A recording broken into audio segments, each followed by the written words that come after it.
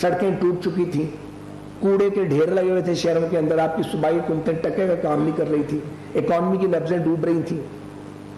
Obviously جب ہم آئے ہیں تو ہمارے سامنے تو ملک جو تھا وہ اس حالت میں کھڑا تھا کہ یا اس کو دیوالیہ ہونے دیا جائے تو یا یہ بوجھ اپنے سر پہ اٹھا لیا جائے. ہم نے وہ بوجھ سر پہ اٹھا لیا, کوئی خوشی سے تو نہیں اٹھایا, بڑی تکلیف میں ہے اور بڑی تکلیف سے یہ بوجھ اٹھایا.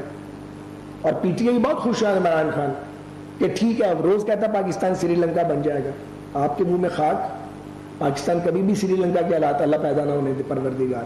پھر کبھی کہتا جی ایٹم بم گرا دو, کبھی کہتا 3 ٹکڑے ہوں گے, کبھی فوج کو ٹارگٹ کرتا ہے, اگر کبھی عدالت سے فیصلہ مرضی کے خلاف آ جائے تو ان کو ٹارگٹ کر دیتا ہے اور الزام پھر دوسروں پہ لگا دیتا ہے. بڑے بڑے چالاک دیکھے ہیں لیکن ایسا ہوشیار چالاک نہیں دیکھا جیسا کہ عمران خان ہے.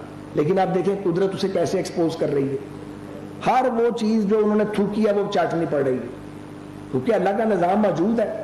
آپ لوگوں کی پگڑیاں اچھالیں گے, بہتان لگائیں گے, گندے خود ہوں گے, یہ نہیں ہو سکتا کہ فطرت آپ کو ایکسپوز نہ کرے. آپ ایکسپوز ہوں گے.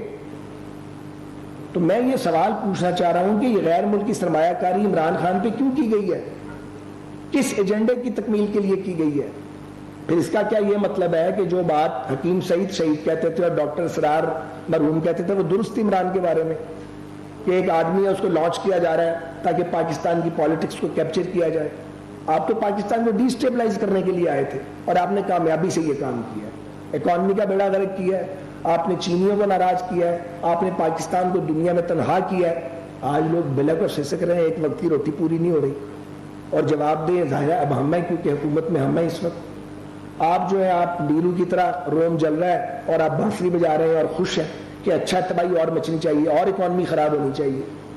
اور اب عمران خان کا رول یہ ہے کہ پاکستان کو اسٹیبلائز نہ ہونے دیں, ورنہ آپ پہ نو کانفیڈنس آئیے تو ٹک جاؤ.